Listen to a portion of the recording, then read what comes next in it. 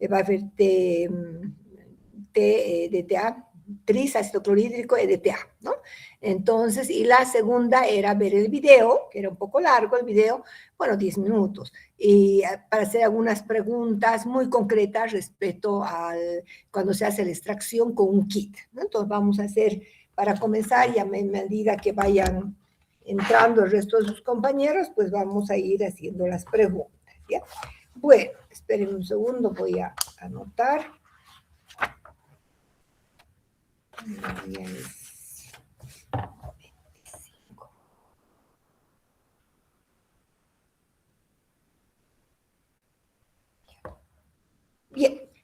la primera pregunta es, ¿qué concentración tiene, en qué concentraciones tendrían el buffer TE, ¿no? El que se utiliza para la conservación. A ver, Laura, Mariela, dígame por favor. Buenas tardes, doctora. La concentración es de 10 milimolar tris HCl, 1 milimolar EDTA a pH de 8, y aquí el tris va a mantener estable el pH y el EDTA va a inhibir las nucleasas al secuestrar los iones de magnesio, evitando así la degradación del ADN. Y para otras aplicaciones sensibles como PCR se puede utilizar un buffer T diluido y la concentración sería la misma, pero va a cambiar la del EDTA, que sería 0. milimolar EDTA. Muy bien, Mariela, perfecto, está muy bien, ¿ya? Exactamente, entonces el buffer que se utiliza es un trisácido clorhídrico 10 milimolar y en el caso del EDTA 1 milimolar, ¿ya? 1 milimolar. ¿Qué más? Y a un pH de 8, por supuesto, que es el pH en el cual se mantiene estable el ADN. Muy bien su respuesta, Mariela. Vamos a la segunda parte respecto al video sobre la extracción de ADN. Tengo muy pocas preguntas porque es un video muy sencillo. Ustedes saben muy bien que en el caso de los kits es seguir el protocolo, ¿ya? A ver si Alexia, dígame. ¿A quiere responder Alexia? No, doctora, perdón. Ah, ya, muy bien. Entonces, la pregunta concreta en esta técnica es, a ver, vamos a comenzar algo muy sencillo. ¿Cuántos microlitros de sangre utilizan, de sangre periférica se utiliza para hacer la extracción? Otra persona que no sea Alejandra. A ver, vamos a dar lugar a María René. María René Orellana. Sí, usaba para cada tubo 200 microlitros de sangre. Ya, 200 microlitros de sangre. Muy bien. Bien, es todo un proceso de extracción de lavados, etcétera. En una de las fases utiliza etanol al 96%, ¿no es cierto? Y luego van a pasar por unas columnas. En esta situación, ¿dónde se queda el ADN? ¿Pasa a través de la solución o va a quedarse en la columna? ¿Dónde se queda el ADN? Después de que se ha precipitado, no, se ha agregado, no se ve precipitado, se ha agregado etanol, ¿no es cierto? Se hace un filtrado en unas columnas. Entonces, ¿dónde se queda el ADN, por favor? ¿En la columna o en la solución? Está muy bien el video. Ahora sí, Ale, ya no hay nadie que levantó la mano. A ver, Alejandro.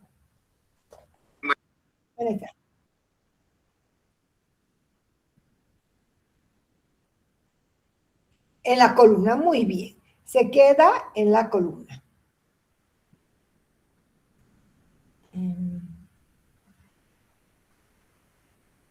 Ya está bien. ¿Por qué había notado María René Orellana?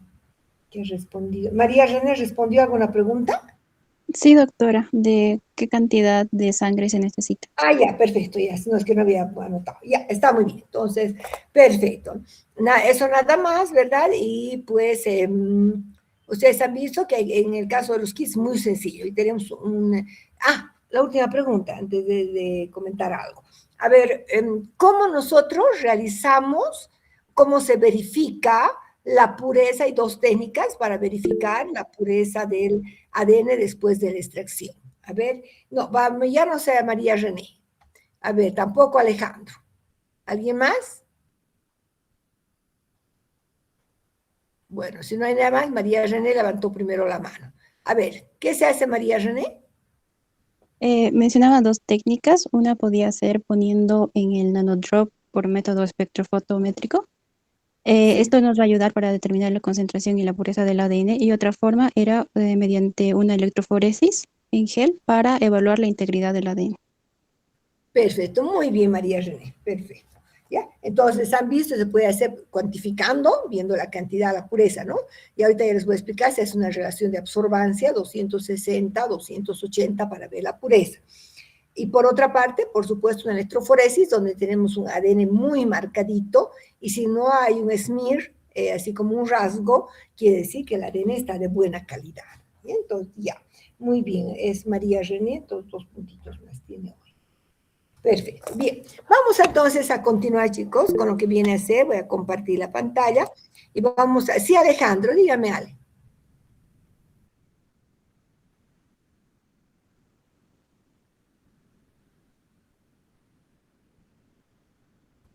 Ya. Ah, ya está bien, Alejandro. Dígame, por favor, está muy bien.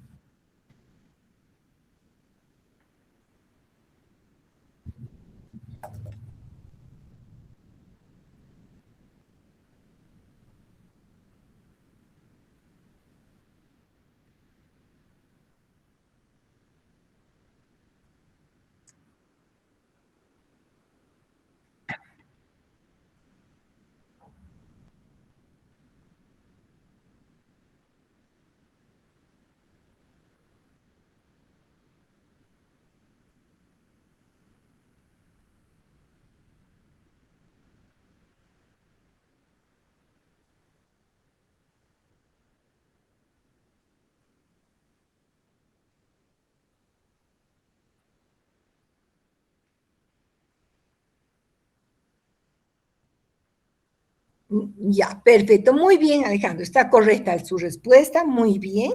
Sobre la pureza, que cómo se mide, ¿no? Ahorita vamos a ver, además, que esa relación tiene que estar por encima de 1,8. Eso lo veremos enseguida. Ya, muy bien, Alejandro. Pues, esa preguntita más está perfecto, ¿ya? Ahora, vamos a continuar entonces.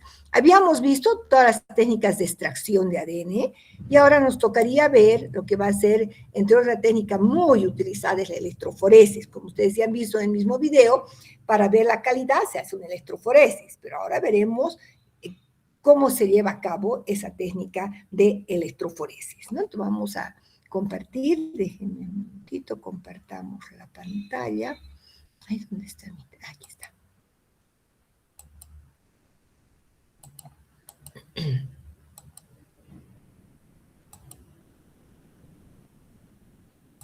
Ya, entonces hemos visto esta primera parte, estamos entrando a la segunda, donde vamos a ver unas técnicas también muy importantes. Hemos visto ya todo lo que son métodos de extracción, fundamentos, etcétera. Incluso la extracción de ADN, del RNA también habíamos visto, ¿verdad?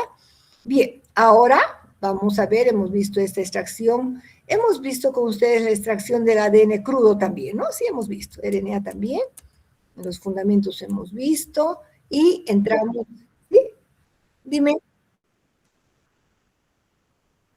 Ah, ya, entonces ahí me disculpas que en otro grupo ya pasé esta parte. Ya, muy bien. En el caso, entonces, hemos visto la extracción de ADN bacteriano, que pues, nos permite hacer una buena extracción, ¿verdad? Que es suficiente para realizar una reacción en cadena de la polimerasa. Bien, entonces,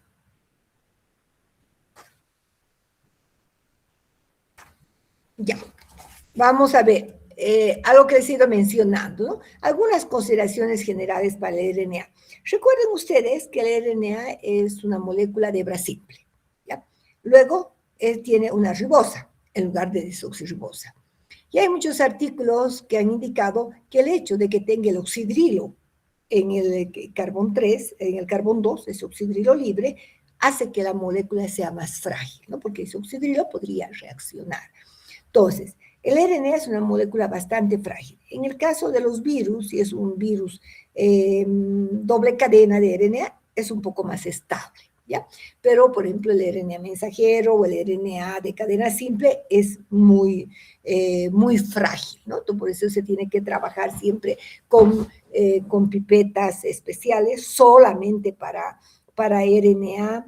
Es mejor que todo el proceso de extracción se lleve a cabo en frío, en frío, punta siempre con filtro, etcétera, ¿no? Hemos visto en la anterior clase que normalmente el DNA, el pH de preferencia para el DNA estaba en 307,5, 8.2.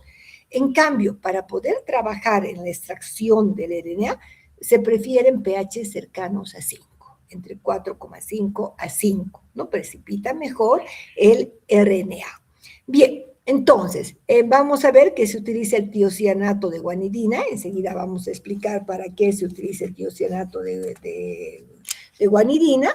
Nos va a permitir, pues, normalmente romper células, porque muchas veces, recuerden ustedes que los virus se encuentran dentro de las células, y para eso también nos sirve el tiocianato de guanidina o isotiocianato de guanidina. Bueno, la precipitación también la vamos a hacer luego con etanol y se requiere también fenolcloroformo para poder desnaturalizar las proteínas, separar los lípidos, etcétera. Y el acetato de sodio a pH 5, recuerden que las sales nos van a permitir, en primera parte, proteger el RNA, pero al mismo tiempo va a ayudar el momento de la precipitación con el etanol. Bueno, otras técnicas pueden emplear urea y cloruro de litio. El cloruro de litio inactiva las RNáceas y contribuye en la precipitación del RNA, porque también normalmente se va a utilizar cloruro de litio conjuntamente con etanol absoluto o con isopropanol para poder precipitar el RNA, ¿ya? Entonces, esas son un poco algunas consideraciones previas que hay que tener, ¿no? Que en resumen, les he indicado que se usa tiocianato de guanidina, que nos va a permitir en este caso romper las células y disolver los componentes celulares. Utiliza fenolcloroformo para eliminar los compuestos lipídicos, desnaturalizar las proteínas. El acetato de sodio va a permitir una mejor precipitación del RNA y al mismo tiempo le va a dar el pH óptimo inicialmente para la solubilización del ADN, luego para su precipitación, ¿no? Y entonces, para mejorar la precipitación en otros protocolos, se utiliza cloruro de litio, juntamente con el etanol, para poder también precipitar el RNA o ARN. Bien, aquí tenemos una técnica de ARN viral, ¿ya? En este caso, el ejemplo de la técnica que se utiliza, pues, a partir de cultivos celulares. Saben que para cultivar los virus se tienen que utilizar células, porque los virus crecen en las células, ¿no? Bueno, entonces lo que se hace en esa técnica es específica, pero luego les voy a explicar qué cosas se puede hacer cuando queremos extraer, por ejemplo, los virus a partir de las heces de los niños o a partir de otras muestras biológicas. En este caso, esa técnica dice 300 microlitros de sobrenadante de los cultivos celulares, se utiliza 300 microlitros de un tampón de lisis, en este caso el tampón de lisis va a estar compuesto por isotiocianato de guanidina. Recuerden que el isotiocianato de guanidina nos va a ayudar a romper las paredes celulares, ¿no? También pues, se puede utilizar proteínas acá, como hemos visto. Luego el citrato de sodio, que es una sal, que también nos va a ayudar inicialmente en la protección del ARN y luego en la precipitación. El 2-mercaptoetanol es un antioxidante que también va a ayudar a conservar la integridad del ARN. Y el sarcosil se utiliza en lugar del SDS. O sea, el sarcosil también es un detergente, ¿no? Es un detergente iónico que nos va a servir para romper las membranas celulares nucleares y también va a ayudar en todo caso para solubilizar las proteínas e inactivar las nucleasas, ¿no? Porque lo que queremos es que esas nucleasas no tengan efecto sobre el ARN. ¿Ya? Entonces, esa primera parte es muy importante, ¿no? Para mantener la integridad del ARN. Bien, una vez que se ha hecho la digestión con este tampón de lisis, vamos a proceder a la adición de 60 microlitros de acetato de sodio. En esta técnica nos dice un pH de 4 para que lleguemos a un pH de 5. 2 molar, ya saben que el acetato de sodio es la sal que va a ayudar en la precipitación. Se agrega 600 microlitros de fenol equilibrado con agua, 240 microlitros de cloroformo. No se aprendan de memoria las cantidades, chicos. Es una relación fenol-cloroformo, ¿ya? Fenol-cloroformo. Muy bien. Esta mezcla, ustedes ya saben que se lleva al vórtex, nos va a permitir extraer los lípidos y nos va, por supuesto, a desnaturalizar las proteínas que van a quedar en la interfase. Para esto, para poder lograr esta separación, vamos a centrifugar a 12.000 revoluciones por minuto, pero fíjense, a 4 grados centígrados. A 4 grados centígrados para evitar entonces la desintegración o la hidrólisis o daño que pueda sufrir el RNA durante 15 minutos. En este caso, las centrifugaciones son en frío. Importante. Bueno, transferimos la fase acuosa, ¿verdad? Agregamos igual volumen de isopropanol y dejamos a menos 20 durante 30 minutos. Y habíamos visto en la anterior clase que si nosotros colocamos isopropanol o etanol absoluto frío y luego dejamos en heladera, va a contribuir a la precipitación del ácido nucleico, en nuestro caso del ARN. ¿Ya? En otras técnicas, como habíamos visto, podemos nosotros agregar isopropanol y cloruro de litio, que va a permitir también una mejor precipitación. Pero recuerden que también el pH es muy importante, ¿no? Ese tiene que ser un pH siempre de, como habíamos indicado, que puede estar normalmente entre 4,5 a 5, ¿ya? Bueno, después de que hemos agregado el isopropanol, vamos a centrifugar a 12.000 revoluciones, siempre a 4 grados, por 20 minutos, para que pueda precipitar el RNA. Luego tenemos nuestro péredo precipitado, se lava con etanol al 75%. Ustedes ya saben que este etanol sirve para eliminar algunos residuos orgánicos del fenol, también nos serviría para eliminar algunas sales que puedan haber quedado, ¿verdad?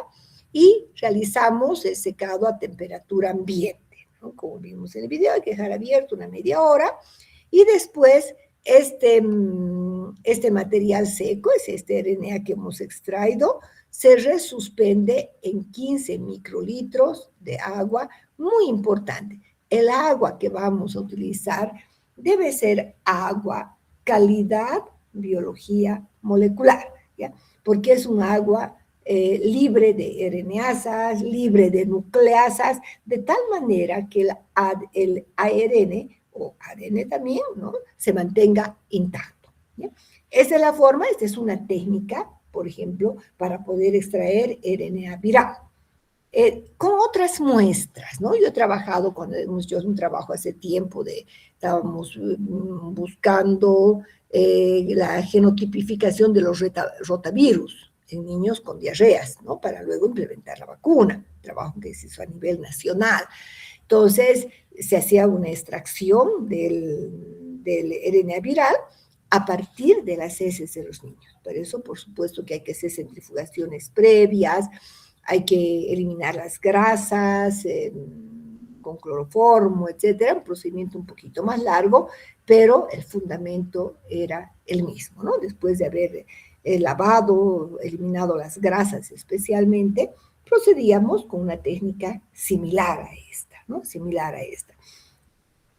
Bueno, en el caso del RNA también, miren, es importante, hay muchos kits que van a permitir obtener un RNA de buena calidad. En el caso cuando teníamos el problema del COVID, ¿se acuerdan? Entonces nos tomaba una muestra nasal y pues se colocaba en solución fisiológica, se llevaba al laboratorio y se utilizaba un kit, ¿no? ¿Por qué un kit? Yo siempre les digo, ¿no? Esas técnicas manuales son bonitas porque nos permiten entender el fundamento. ¿Por qué? ¿Para qué? Sin embargo, utilizar un kit es rápido, me va a permitir obtener un DNA de buena calidad porque son kits totalmente estandarizados, aprobados por la OPS, OMS, ¿no? Lo que nos permite trabajar con seguridad. Claro, cuando yo estoy haciendo una investigación, puedo utilizar otra técnica, yo lo he hecho muchas veces, ¿no? Pero ya para diagnóstico hay que seguir los protocolos aprobados por las instancias que regulan, ¿no?, los diagnósticos. Bien, para que ustedes conozcan, chicos, ustedes ya pronto van a ser profesionales, tienen que tener criterio propio.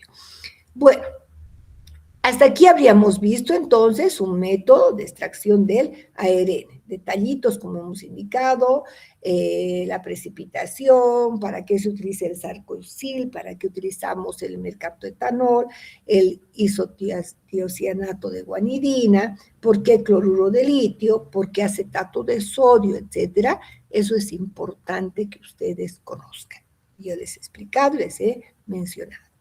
La segunda parte de este tema es la electroforesis. Como les decía hace un momentito, hemos podido ver en los videos, en el último video que ustedes han visto, es que para ver la pureza, ¿no?, del ADN también se puede hacer una electroforesis. ¿Pero qué será la electroforesis? Esta técnica se basa en la capacidad de las macromoléculas para desplazarse en un campo eléctrico, ¿no? Entonces, las moléculas pueden desplazarse en un campo eléctrico con velocidad proporcional a su carga, inversamente proporcional a su tamaño, ¿eh? Con velocidad proporcional a su carga e inversamente proporcional a su tamaño. Vamos a ver entonces. Ay, ¿qué me aparece aquí? Ya. Vamos a ver, las moléculas de DNA poseen un pH alcalino, ¿no es cierto?, habitual. ¿Por qué un pH alcalino? Un pH de 8 aproximadamente, ¿ya? Una carga negativa uniforme por unidad de masa. ¿Por qué una carga negativa? ¿Quién me puede decir, chicos, por qué el ADN tiene una carga negativa? A ver, ¿quién me puede decir? Todo el ADN tiene una carga negativa. ¿Por qué? Hemos visto en el tema número 3. Sería por los fosfatos, por la carga negativa del fosfato. Exactamente, por la presencia de los grupos fosfato. Por eso hemos indicado que se considera un polianión, porque a este pH los grupos fosfatos se encuentran ionizados con carga negativa. Entonces, todas las moléculas de ADN van a tener entonces una carga negativa, un pH alcalino y una carga negativa, ¿ya? Lo que hace que su movilidad es hacia el ánodo. ¿Por qué hacia el ánodo? Porque tienen una carga negativa. El ánodo, ¿no?, lo que viene de la palabra anión, ¿no es cierto?, tiene una carga positiva, porque lo que hace es atraer a los aniones que tienen carga negativa. Por lo tanto, en el caso de los ácidos nucleicos, la separación, la velocidad de separación viene determinada solo por el tamaño, ¿sí? Por el tamaño, por el número de bases, de pares de bases, por el peso molecular, etcétera, ¿no? Especialmente se relaciona al número de pares de bases, y ya les voy a explicar por qué. Entonces, como todos tienen una carga negativa, la movilidad se va a definir solamente por el tamaño, por el número de pares de bases de las moléculas de ADN, ¿ya? Muy bien, entonces, ¿cómo se trabaja en la electroforesis? La electroforesis, entonces, normalmente puede ser horizontal y puede ser también vertical. Entonces, la separación de los fragmentos de DNA de doble cadena se realiza por electroforesis en geles de agarosa, ¿ya? Como han visto en el video, geles de agarosa, generalmente horizontal, o poliacrilamida cuando se realiza una electroforesis vertical. En ambos casos, el gel se prepara en distintas concentraciones en función de los tamaños de los fragmentos de DNA que se quiere separar, ¿ya? Entonces, fíjense, podemos tener dos tipos de soporte para poder separar las moléculas de ADN. Puede ser agarosa, si es que voy a realizar una electroforesis horizontal, o puede ser poliacrilamida, si voy a hacer una vertical. ¿Pero de qué depende? Ya les voy a ir explicando de qué depende. Fíjense en esta tablita, por favor. Fíjense, si yo quisiera separar fragmentos pequeños de ADN, tengo que utilizar poliacrilamida. ¿Ya? Cuando yo quiero separar fragmentos, les voy a decir de qué tamaños, y esto nos va a permitir variar también la concentración de la acrilamida. Fíjense en esta tabla. Si utilizo un porcentaje de acrilamida al 20%, puedo separar desde 6 pares de bases a 100 pares de bases. Entonces, si es poliacrilamida, ¿por qué se llama poliacrilamida? Porque vamos a ver después que como se forma un gel, se van a entrelazar la acrilamida para formar una red que se llama poliacrilamida. Entonces, si voy a trabajar al 20%, puedo separar desde 6 a 100 pares de bases. Si utilizo al 15%, desde 25 a 150. Si utilizo al 12%, desde 40 a 200.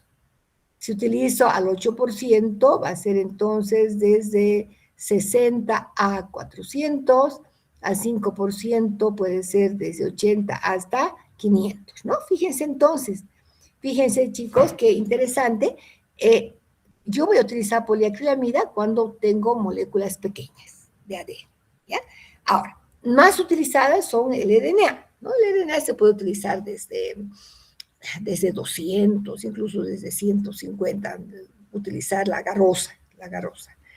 ¿Ya? Entonces, si utilizo agarrosa, al 2%, cuando esté más concentrada la agarrosa, voy a utilizar entonces por ejemplo, puedo separar desde 100 a 2000, al 1,5 desde 200 hasta 3000, 1,2 desde 40 a 6000 pares de bases, a 0,9 desde 500 a 7000, etcétera, ¿no? Fíjense entonces, a medida que vamos diluyendo, podemos separar fragmentos más grandes. ¿Ya?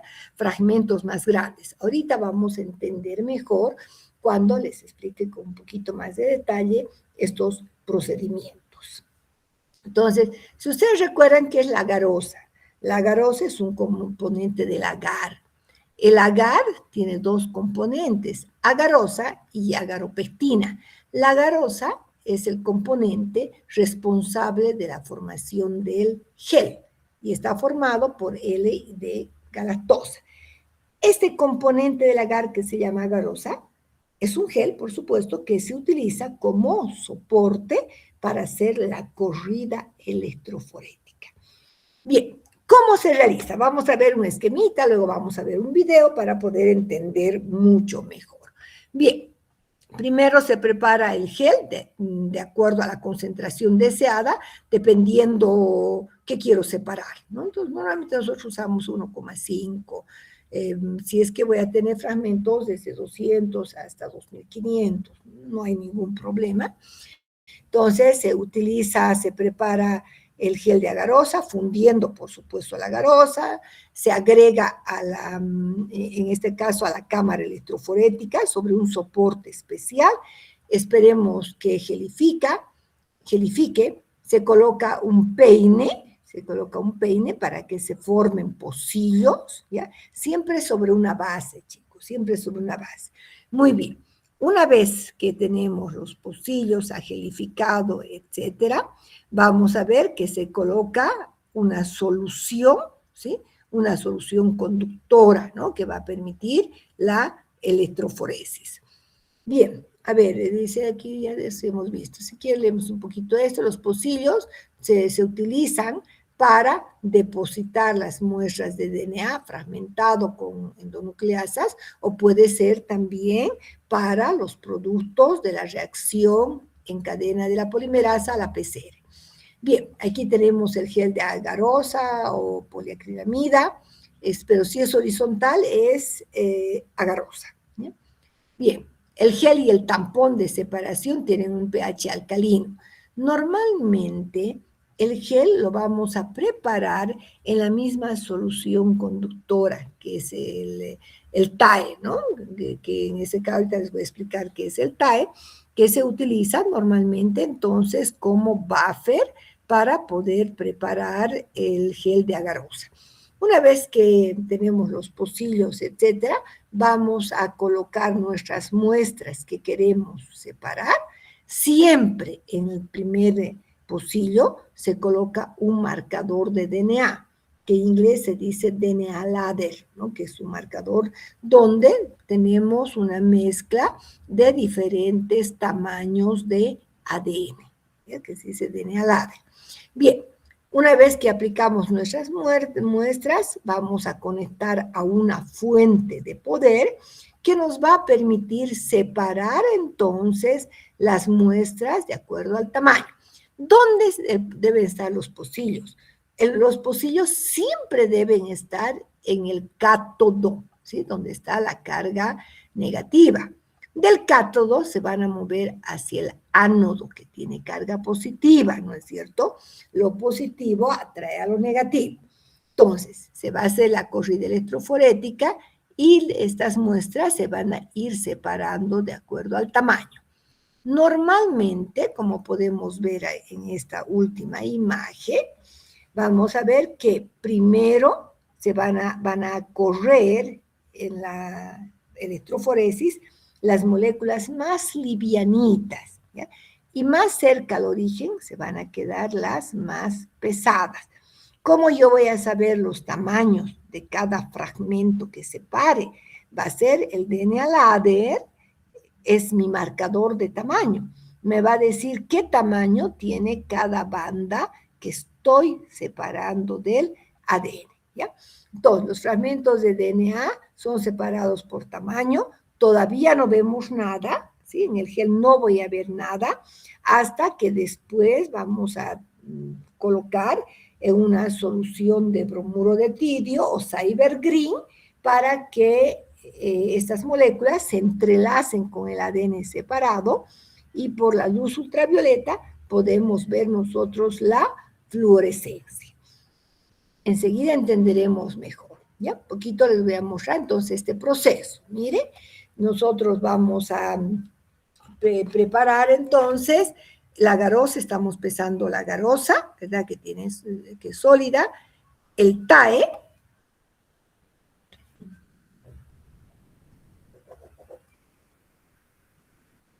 ya.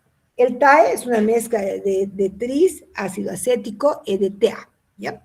Es el que se utiliza para poder disolver, entonces, para poder disolver la garosa. Entonces, colocamos en un vaso de precipitado, aquí estamos viendo la garosa, lo llevamos al microondas y tenemos que esperar que se disuelva totalmente la garosa en el tampón TAE o el buffer. Ahora, paralelamente vamos a preparar una cajita. Ahora, mire, esto es de un curso que di hace tiempo. Sin embargo, ahora ya viene con unas gomitas a los lados que se tapan como una cajita. Esto que estamos viendo aquí, chicos, es el soporte, ¿ya? El soporte donde vamos a agregar la garosa líquida, ¿bien? Entonces, es muy importante que estemos siempre en una superficie muy planita. Tiene que estar exacta para que el gel de agarosa sea totalmente nivelado.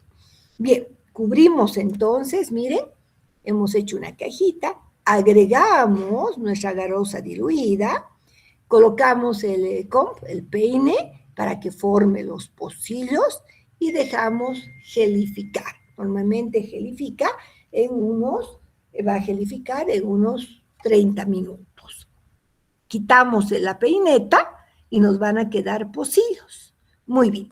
Una vez que tenemos los pocillos, trasladamos, ¿no es cierto?, este gel con su soporte a la cámara electroforética.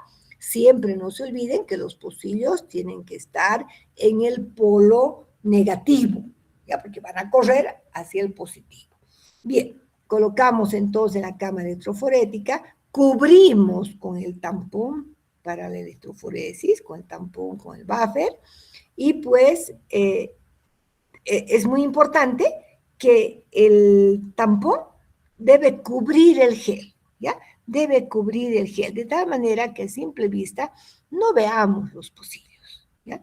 No veamos los pocillos. Entonces, lo que vamos a hacer es, ahora, una vez que he cubierto, entonces se llama esto electroforesis en submarino, porque estoy cubriendo el gel de agarosa con el buffer.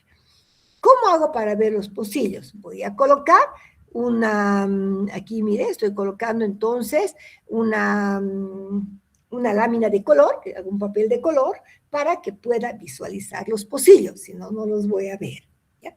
Bien, una vez que tenemos todo listo, procedemos a aplicar nuestras muestras.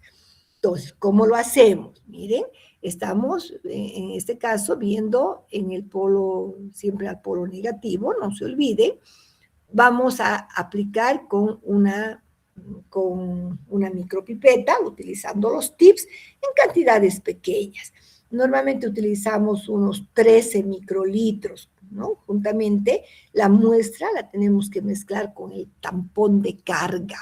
El tampón de carga es el azul bromofenol, ¿ya? Que se prepara, que le va a dar mucha densidad a la solución de ADN para que no se salga del pocillo. Entonces, hace que sea pesado.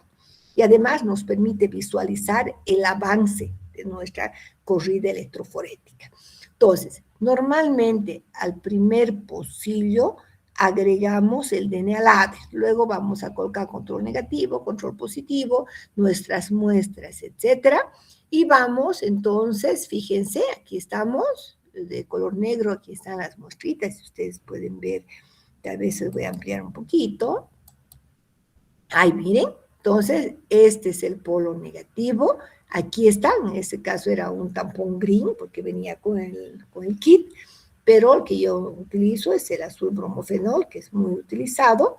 Bueno, una vez que está todo listo, cubrimos, cerramos y vamos a conectar a una fuente de poder, ¿ya? Donde vamos a definir los vatios, los voltios, para poder separar, ¿no? Normalmente se hace a 300 vatios y a 90 voltios. Bien, comienza a correr, va a comenzar a burbujear y ustedes, gracias a que tenemos un marcador, ¿no? De color, vamos a ver cómo avanza. Normalmente hay que esperar que llegue hasta 1 centímetro antes del borde, ahí vamos a parar entonces la corrida electroforética. Después de esto, tomamos el gel con mucho cuidadito, siempre con guantes, y lo podemos dejar en la solución que va a permitir, entonces, el reconocimiento del ADN. Bromuro de tirio, les voy a indicar el fundamento porque ha sido muy utilizado, pero ahora utilizamos el Cyber Green. Ambos se entrelazan con el ADN, ¿ya? Entonces, el momento que ponemos sobre luz ultravioleta, vamos a poder ver, esto es con un filtro amarillo, y esto es lo que vamos a ver cuando usamos bromuro de tirio. Miren, ahí tenemos entonces, aquí se ve mejor el DNA LADER, y cada bandita fluorescente representa el fragmento de ADN que hemos separado. ¿Ya? Esto es, este es natural y este es con filtro amarillo, ¿no? Aquí podemos, miren, el marcador de tamaño, los DNAs de diferente tamaño que hemos separado, que nosotros, sabiendo qué tamaño tiene cada bandita del DNA LADER, yo puedo saber entonces qué tamaño tiene las bandas, los fragmentos de ADN que estoy separando.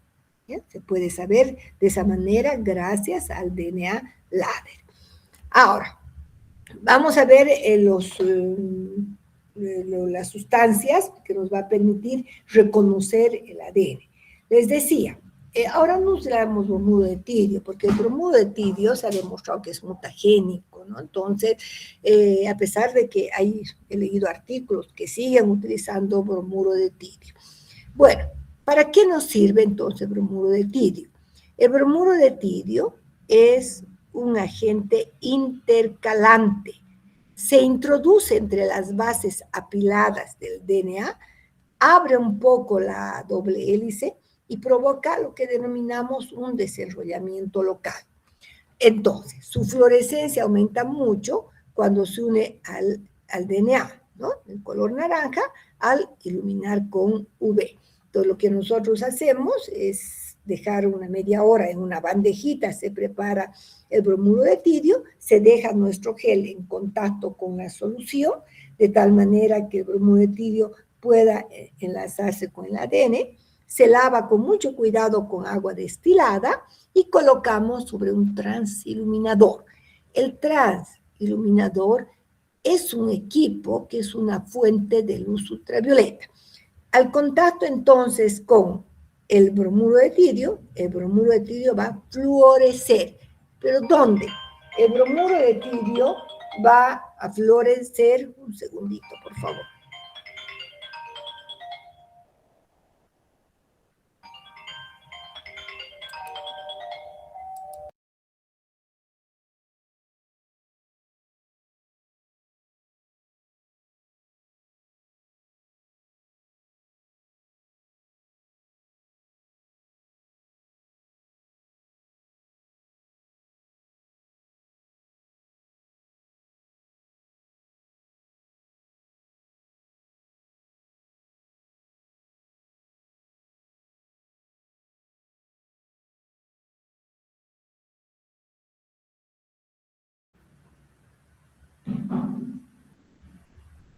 Ya, entonces, el transiluminador, que nos decían, va a estar en contacto, va a generar luz ultravioleta, y los lugares donde el bromuro de tirio se ha entrelazado con el ADN, lo vamos a ver de un color ligeramente como rosado brillante, ¿ya?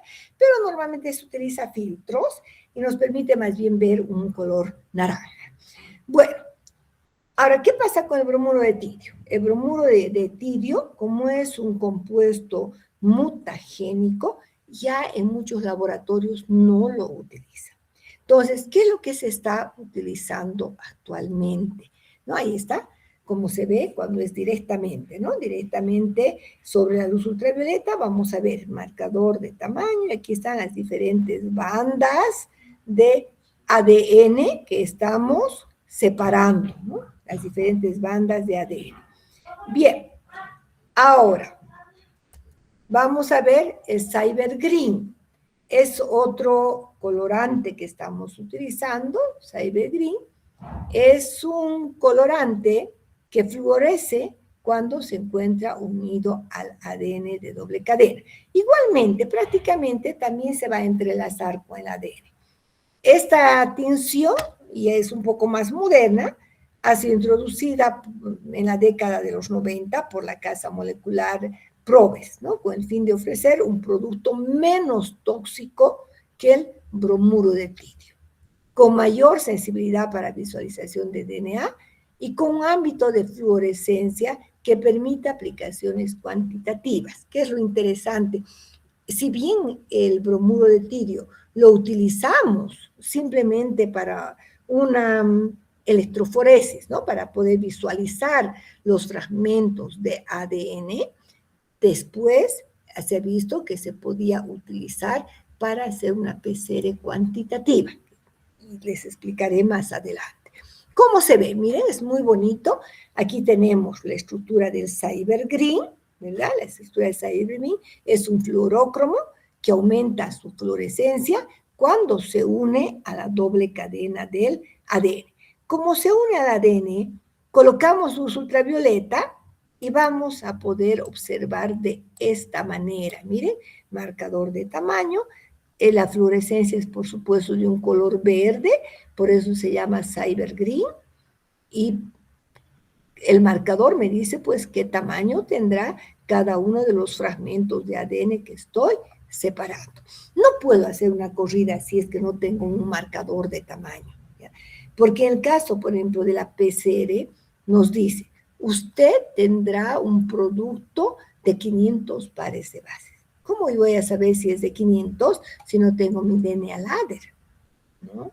Si es, digamos, Si el DNA de 100 pares de bases, quiere decir que cada bandita es 100, 100, 200, 300, 400, 500, etc. Ah, es así, entonces es de 500, podría decir. ¿Ve? Entonces, pero si no tengo un DNA ladder, ¿cómo voy a saber que realmente mi producto o el que yo estoy separando es de 500 pares de base? No se podría, ¿verdad? Bien, entonces, con esta explicación previa, vamos a ver un video para que ustedes puedan entender mejor todo este proceso de electroforesis. Es muy bonito porque nos permite ver cuando hacemos una PCR clásica, punto final, podemos interpretar y hacemos maravillas con lo que es electroforesis. Voy a pasarles, ahora vamos a ver entonces el video, chicos. Después vamos a ver estos productos para que sea más bonito. Espérenme.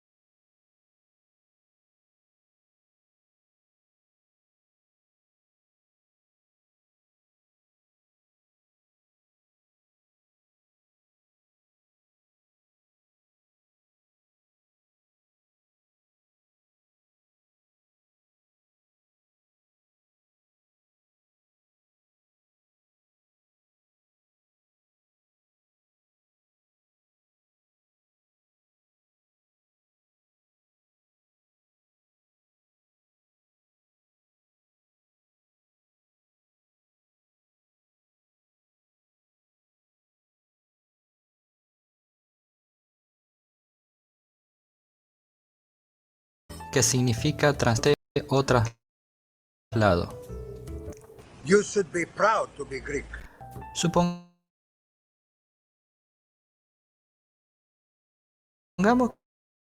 que tenemos tres partículas de diferente tamaño y le agregamos algunas cargas eléctricas de tal manera metidas, o sea que produce el desplazamiento de las partículas hacia la región de carga opuesta. Y como todas las partículas tienen la misma densidad de carga, estas se desplazarán a la misma velocidad. Si repetimos el procedimiento pero agregando algunos obstáculos, veremos que las partículas más pequeñas se desplazan más rápido que las grandes. Todo esto indica que podemos separar moléculas cargadas según su tamaño. ¿Conocemos alguna molécula cargada que necesitamos separar por tamaño? Una cadena de ADN contiene grupos fosfato que están cargados negativamente a pH alcalino. Esto hace que, sin importar su tamaño, la densidad de carga de una cadena de ADN sea siempre la misma.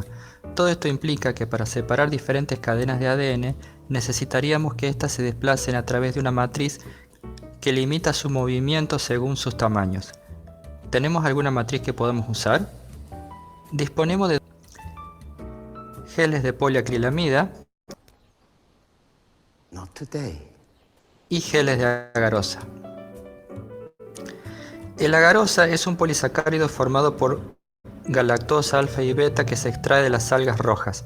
Es soluble en agua a 65 grados centígrados y forma geles por debajo de los 40 grados centígrados.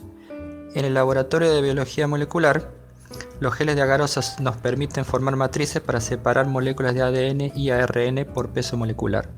Elementos necesarios para realizar este trabajo práctico.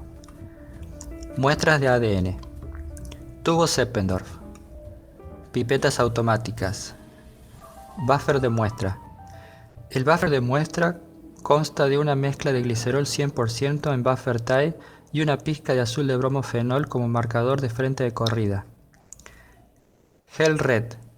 El gel red es una molécula fluorescente intercalante de ADN que deriva del bromuro de tidio, el cual tiene fama de cancerígeno, pero que al ser mucho más grande que este último, el gel red no puede atravesar la membrana plasmática de una célula y por lo tanto es 100% más seguro de usar.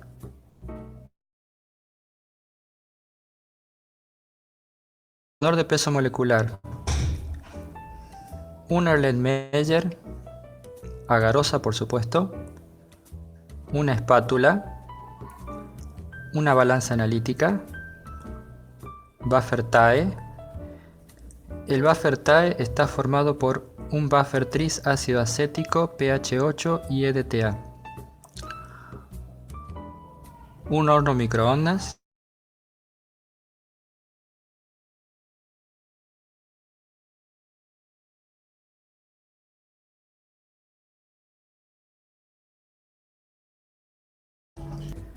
como primer paso, en un Erlenmeyer limpio vamos a agregar 1 gramo de agarosa y lo resuspendemos con 50 ml de buffer TAE.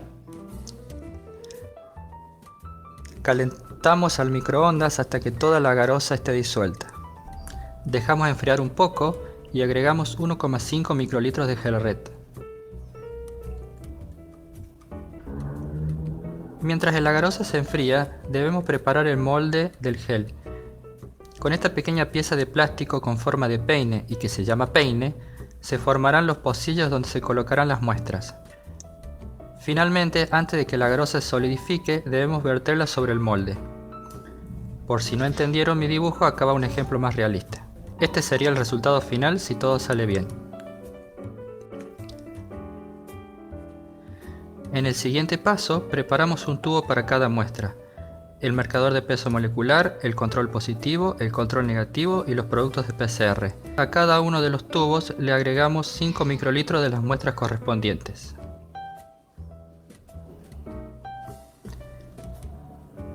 Inmediatamente después, a cada tubo se le agregarán 5 microlitros del buffer de muestra y se mezcla bien. Ahora procedemos de la siguiente manera. Agregamos el gel recién formado a la cuba de electroforesis. Cubrimos completamente el gel con el buffer TAE.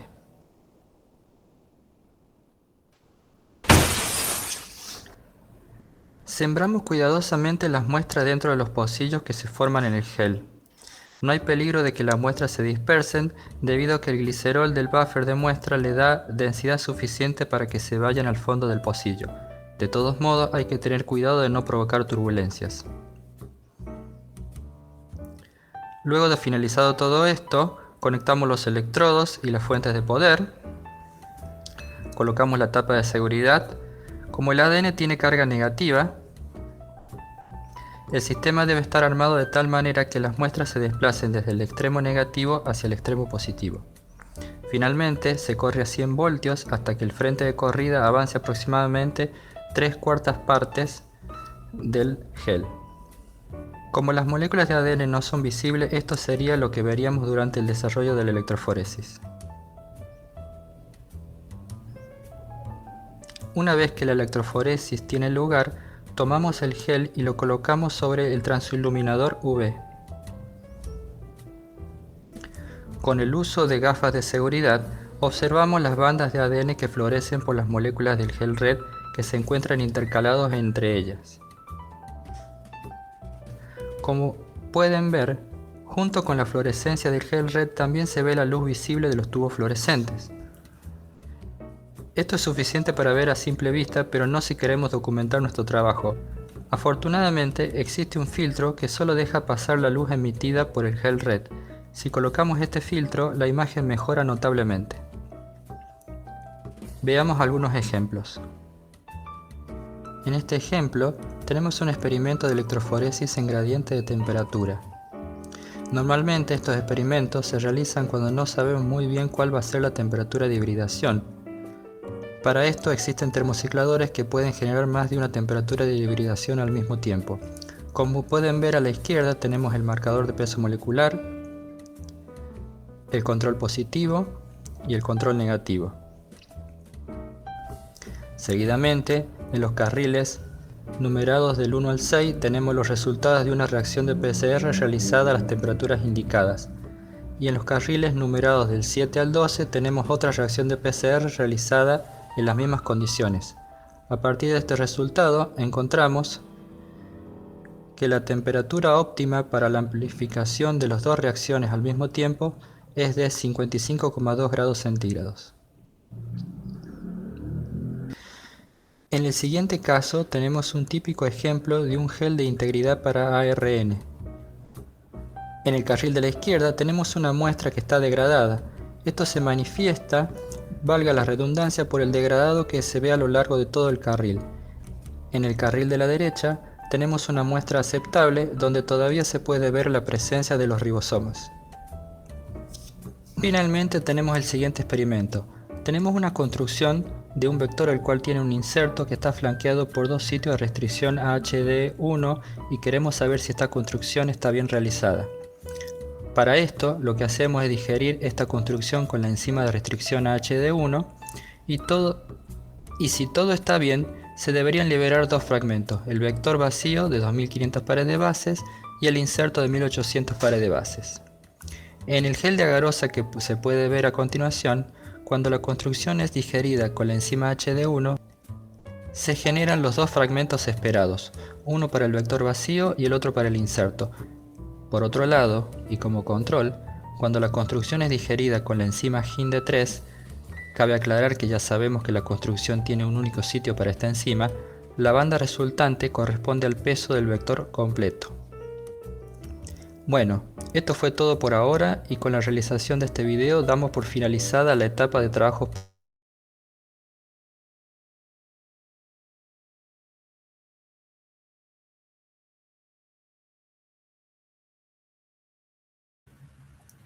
Bien, han podido ver el video, ¿no es cierto? Muy bonito, claro, ayuda a entender todo lo que les explicamos lo mismo, con algunas variantes que vamos a ir viendo, ¿no?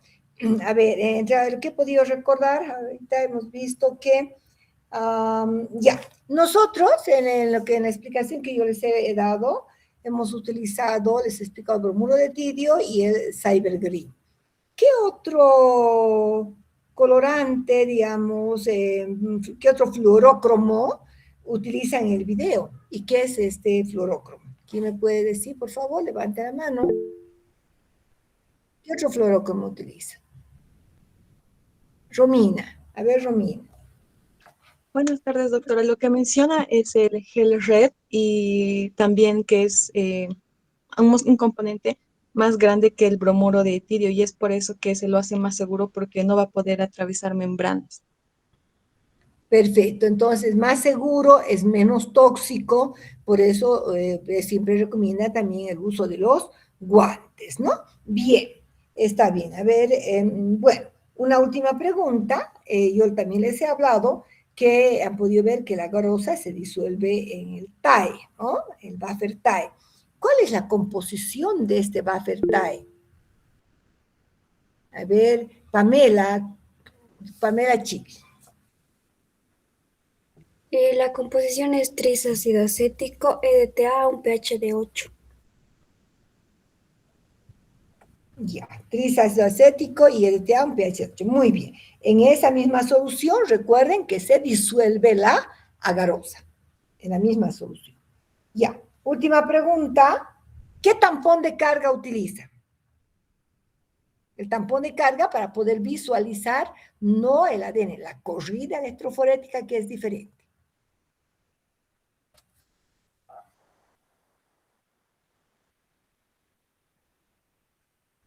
¿Cuál es el tampón de carga que utilizan en el video?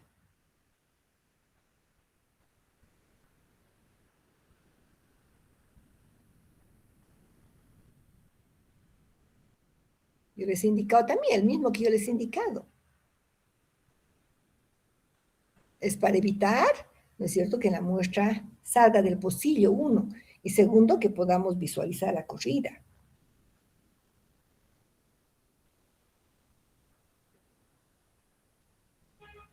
¿Qué sería?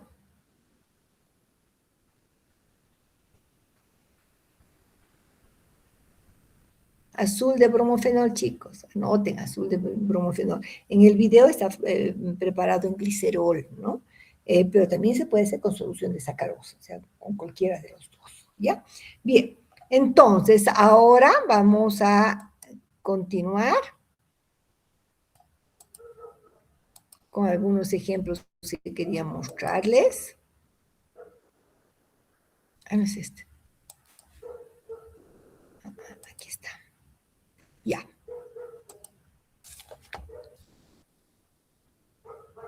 Bueno, como hemos podido ver, entonces hay documentadores, como han visto, que cuando se ve directamente, incluso si sacáramos una foto directamente, se nos ve como incluso los focos de la luz ultravioleta se ven, ¿no?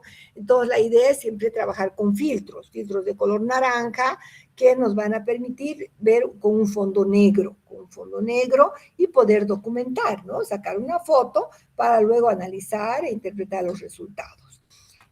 Aquí tenemos nuestro DNA ladder, ¿no es cierto? Tenemos las muestras diferentes y no se olviden que cada una de estas banditas, dependiendo si yo tengo aquí, por ejemplo, mi DNA ladder, miren acá, tiene 1000 pares de bases, ¿no?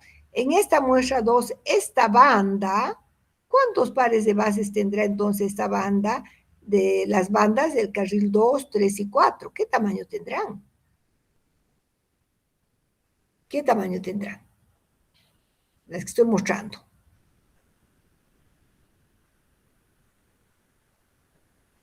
¿Será exactamente 1000? ¿Será menos de 1000? ¿Será 750? ¿Cuánto es? Aproximadamente. A ver.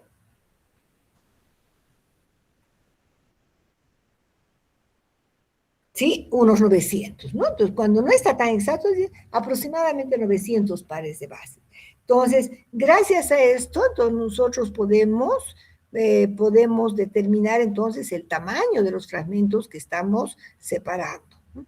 Aquí, por ejemplo, estos son más pesados, ¿no? Miren, aquí está un fragmento, supongamos de 900, ahora más cerca al origen, tendremos cerca de unos tal vez 4.500, ¿no? Otros más pesados.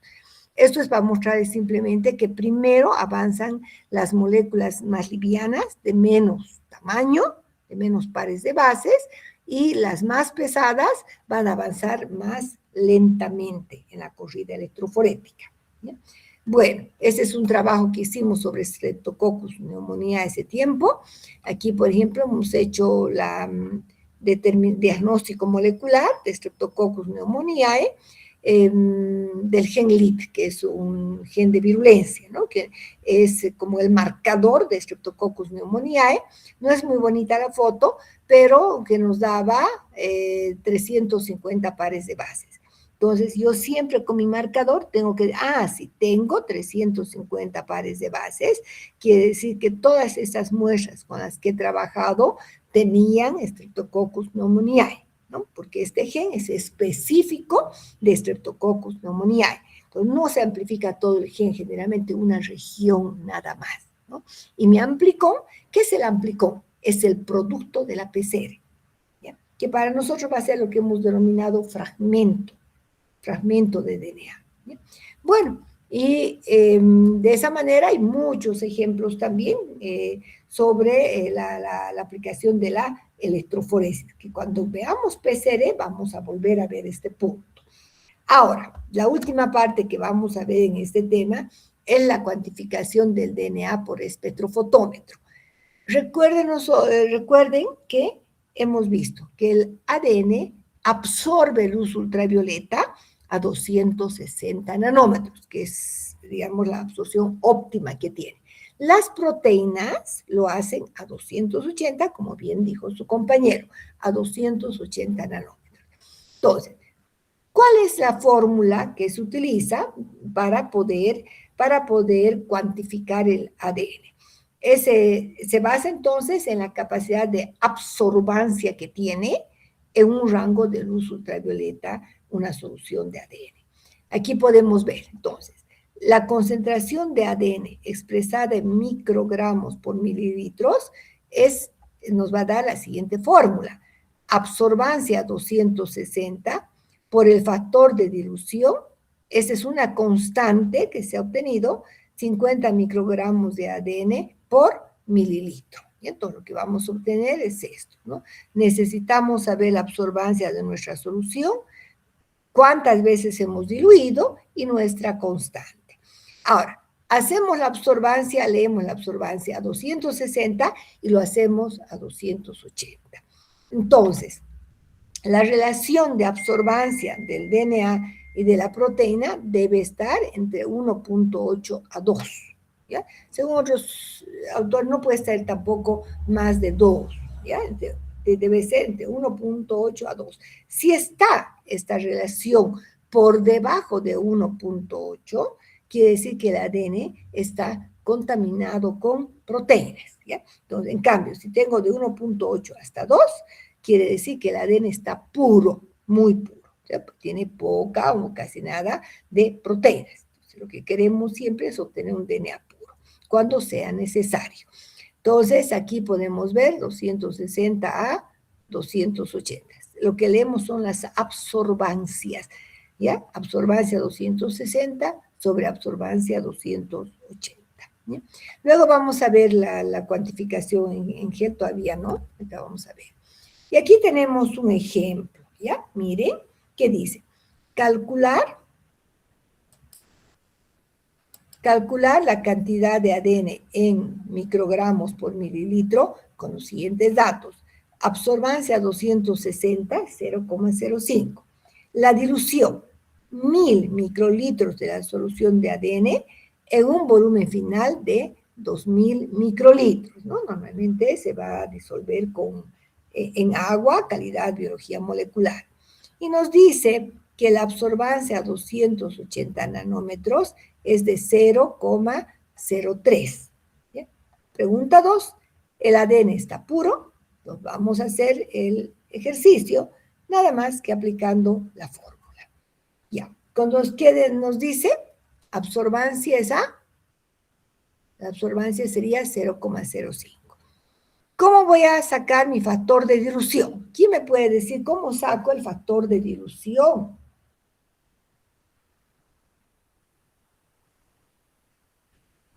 ¿Cómo saco el factor de dilución? Eso les he enseñado en bioquímica.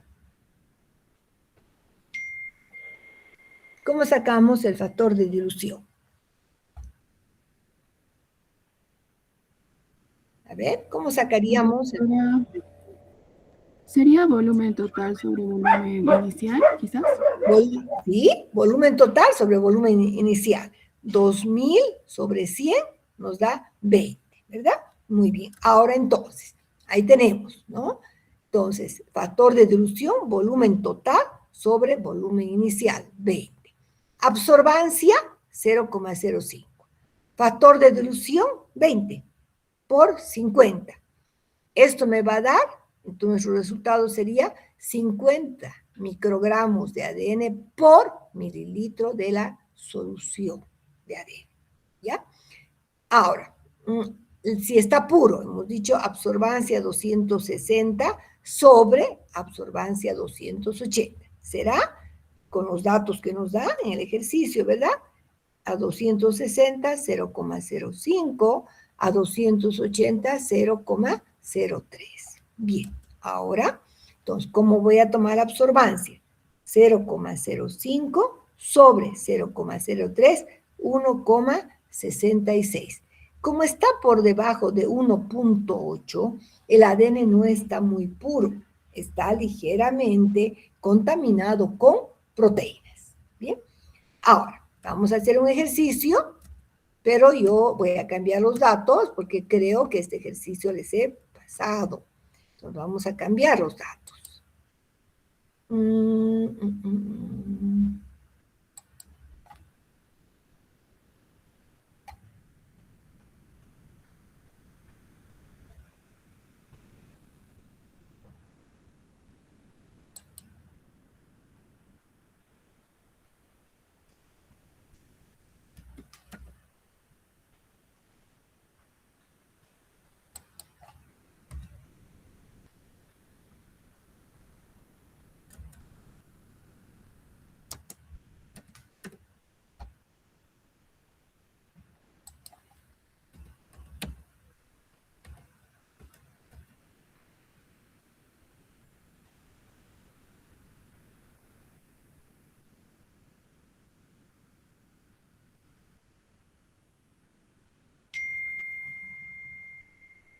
Ya, perfecto. Ahí está el ejercicio, chicos. Y ahora quiero que ustedes resuelvan, ¿ya? Ahí está el ejercicio, cópienlo. Y les voy a dar unos 3 minutitos para poder póngame el resultado siempre en el chat y el primer resultado que esté bien, pues vamos a compartir. ¿Ya? Corrijan, por favor, vamos resolviendo. A ver.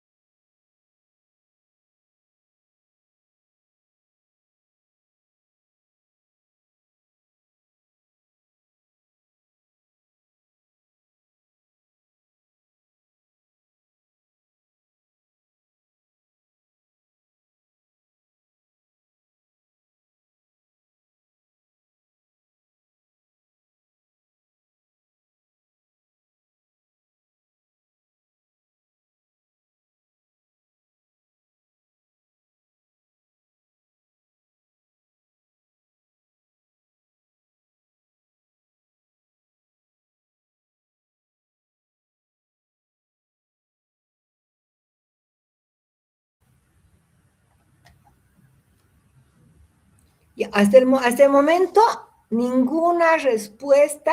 La segunda está bien, pero la primera no está bien. Hay algún error que están cometiendo. ¿Sí? La concentración de 40 no está correcta.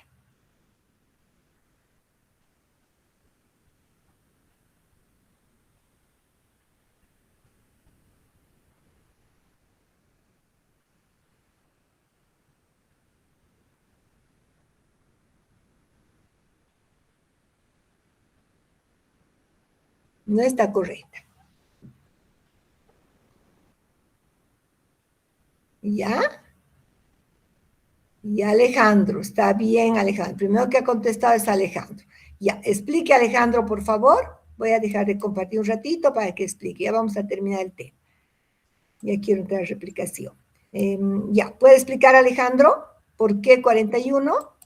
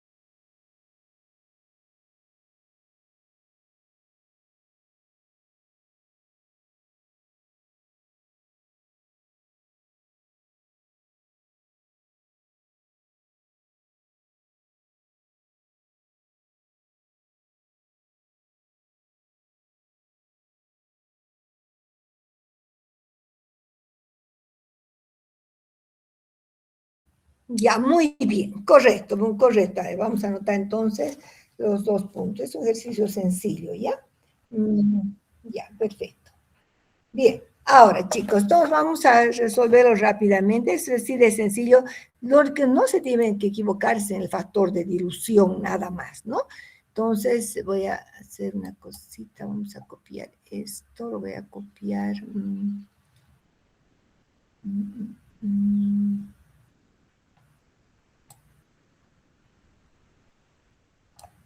¿Ya? Voy a traer aquí por el momento. Entonces, primero nuestro factor de dilución. Hemos puesto 25 más 1000 de agua. Entonces, ¿cuánto es mi total? 1025, ¿verdad? Ay. Aquí tenemos entonces, no sé qué he hecho, otra vez se me fue la otra.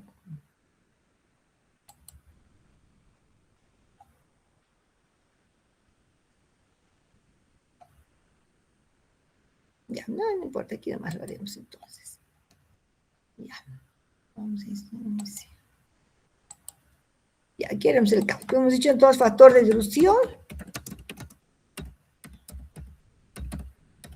Será 1000, va a ser igual a 1025, 25 de la muestra más 1000 del agua, 1025, lo vamos a dividir entonces entre 25, esto es igual a 41, está nuestro factor de dilución. Aplicamos la fórmula para que nos dé microgramos de ADN por sobre ml, esto va a ser igual a 0,02 por el factor que sería por 41 y por 50, ¿no? Y esto nos va a dar igual, o sea, nos va a dar 41, ¿qué? Microgramos de ADN por mililitro de la muestra. Así de simple, ¿verdad? Y pues la pureza, hemos dicho que la absorbancia a 260 sobre absorbancia a 280 va a ser igual a 0,02 dividido entre 0,015.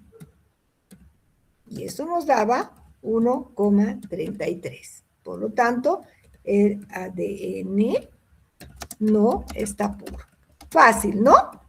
Bien, es la forma en la que nosotros podemos calcular entonces la concentración del ADN en una muestra, ¿no? En muchas técnicas nos dicen, debe tener mínimamente tal concentración. Entonces, hay que saber cuantificar el ADN y es muy fácil cuantificar. Una forma, cuando uno necesita tener una aproximación, de pronto no tenemos espectrofotómetro en el laboratorio, se puede hacer una cuantificación en gel. ¿Ya? ¿Cómo se hace la cuantificación en gel? Sumamente fácil. En muchos laboratorios lo hacen para tener una idea. Lo único que yo hago es, necesito sí tener un DNA patrón, ¿ya? Y puede ser preparando diluciones de mi DNA patrón. Supongamos que tengo yo aquí...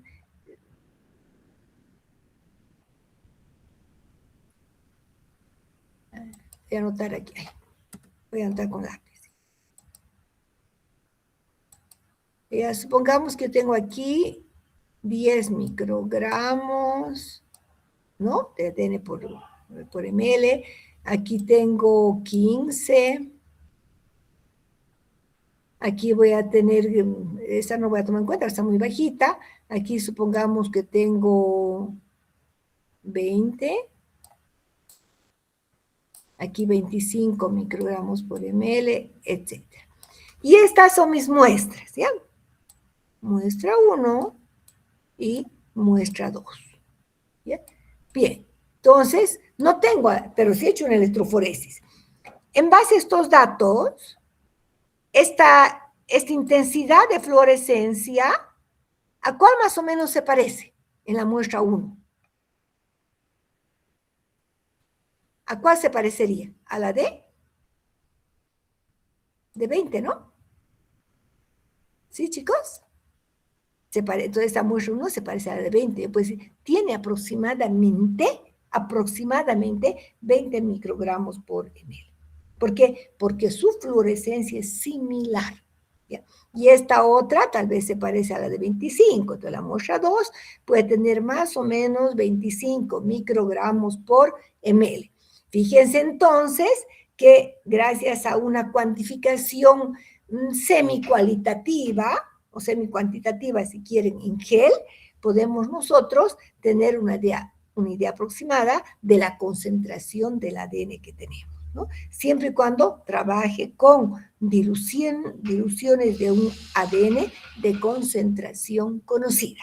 Tengo que tener un ADN de concentración conocida, hacer diluciones, hago mi corrida electroforética y simplemente voy a comparar la intensidad de la fluorescencia. Es una técnica que cuando no tenemos espectrofotómetro podemos utilizar para que nos dé una idea si la concentración que hemos obtenido de ADN es la necesaria, la suficiente para algún otro trabajo que voy a realizar. ¿Sí? ¿Quedó claro? Bien. Hasta aquí, entonces, hemos visto esa técnica, lo que son las técnicas moleculares, que son tan bonitas. Yo decía otra cosa, trabajar en laboratorio, uno puede ver, todo esto es realmente apasionante, es un trabajo muy delicado, se trabaja con cantidades muy, muy pequeñitas, como ustedes han visto, ¿no? La técnica, por ejemplo, de la electroforesis, utilizaban 5 microlitros del producto de la PCR y 5 microlitros del tambor. Yo a veces trabajo con 10, no es tan exacto, ¿no? Pues podemos trabajar con más, con menos, depende de la escuela que uno tenga, ¿ya? Pero son variantes, nada es rígido, ¿no? Pero sí, simplemente, como ustedes ven, trabajamos con cantidades chiquitas, chiquitas, microlitros. Eso no es nada, ¿verdad? Bien, entonces, hasta aquí habríamos terminado nuestro tema número 6. Y vamos a entrar a ver el tema de replicación. Me parece que no nos va a alcanzar el tiempo para entrar a replicación. ¿Qué será antes de entrar a la replicación? Nos daremos un tiempito para hacer preguntas. ¿Qué es lo que no les ha quedado claro? ¿Qué quisieran que expliquemos un poco más sobre el tema de electroforesis, sobre el tema de la extracción de ADN? ¿Alguna curiosidad que tengan? ¿Algo que no les quedó claro, por favor? ¿Qué sería?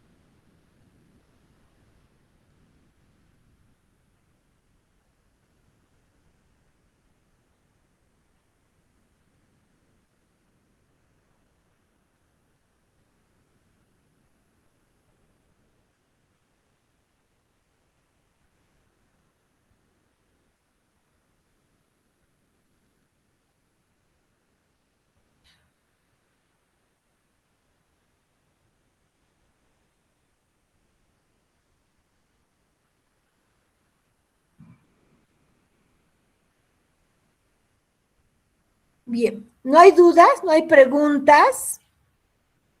Chicos, todo claro. Bien, entonces quedaremos aquí. La siguiente semana entramos al tema de replicación del ADN, que también es muy interesante, muy, muy bonito. Ya vamos a ver los detalles de la replicación. Entonces, hasta el momento hemos visto 2 técnicas moleculares, o 3 sería, extracción de ADN, extracción de RNA. Hemos visto electroforesis, sus fundamentos, sus aplicaciones. Hemos visto el tipo de colorantes que se utilizan, ¿no? Fluorócromos que se utilizan para visualizar el ADN. Y hemos visto también entonces la cuantificación del ADN por espectrofotómetro. ¿Ya? Bien, ahí quedamos entonces y nos vemos el siguiente martes en hora de, el siguiente lunes en hora de clases. ¿Ya? Bien, buenas tardes, chicos.